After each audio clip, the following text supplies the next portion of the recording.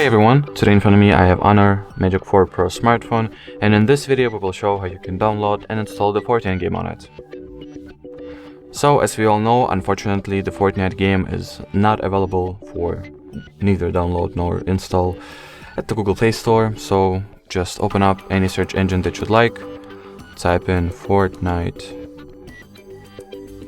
well let me type it correctly, so Fortnite. Alrighty, I'll do it manually then. Fortnite APK, just like so.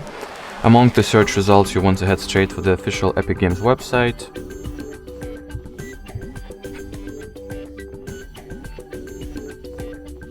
Next, tap on this black Get It on the Epic Games app button and download the installation file.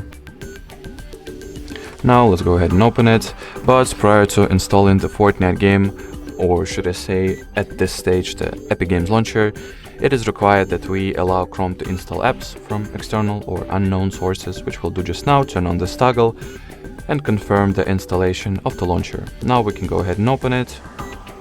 In here, tap on the black Get button located in front of a Fortnite and download the installation files for it.